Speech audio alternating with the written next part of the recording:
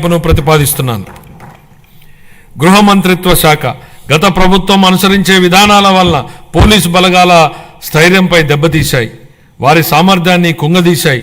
దీని ఫలితంగా రాష్ట్రంలో అరాచకం రాజ్యం చేసింది. మాదక ద్రవ్యాలు అడ్డు అదుపు లేకుండా తాండవించాయి. పోలీసు బలగాల ఆత్మస్థైర్యాన్ని పెంపొందించడం కోసం 920 కోట్ల రూపాయల మేర పేరుకుపోయిన బకాయిల నుండి 250 కోట్ల రూపాయల బకాయిలను ఇటీవలే చెల్లించాం. గత ప్రభుత్వం 2 ఏళ్లుగా నిలిపేసిన గ్రూప్ పర్సనల్ యాక్సిడెంట్ ఇన్సూరెన్స్ పాలసీని మా ప్రభుత్వం పునరుద్ధరించడం జరిగింది. పోలీస్ దళం ఆధునీకరణ పథకం కింద 61.20 కోట్లని విడుదల చేశాం. శాంతి భద్రతలను బలోపేతం చేయడానికి మరియు ఉపాధి కల్పించడానికి 6,100 మంది పోలీసు కానిస్టేబుళ్ల నియామ ప్రక్రియ జరుగుతోంది.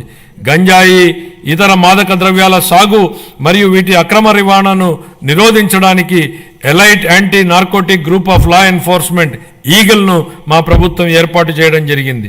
సైబర్ నేరాల ముప్పు పెరుగుతుండడంతో ప్రతి జిల్లాలో ఒక సైబర్ పోలీస్ స్టేషన్ని ఏర్పాటు చేయడానికి ప్రణాళికలు రూపొందించడం జరుగుతోంది.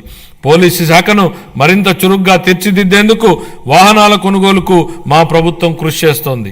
25-26 ఆర్థిక సంవత్సరానికి గృహ మంత్రిత్వ శాఖకు 8,570 కోట్ల రూపాయల కేటాయింపును ప్రతిపాదిస్తున్నాను. రెవెన్యూ శాఖ గత ప్రభుత్వం ఆంధ్రప్రదేశ్ భూ హక్కు చట్టాన్ని సరైన జాగ్రత్తలు తీసుకోకుండా హడావిడిగా తీసుకొచ్చింది.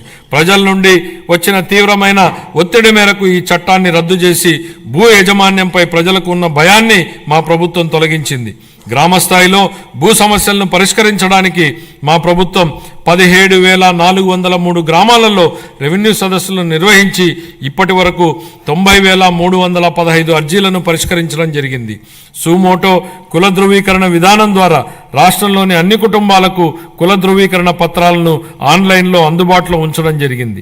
ఫ్రీహోల్డ్ భూముల పునఃపరిశీలన చేపట్టి పూర్తి చేశాం.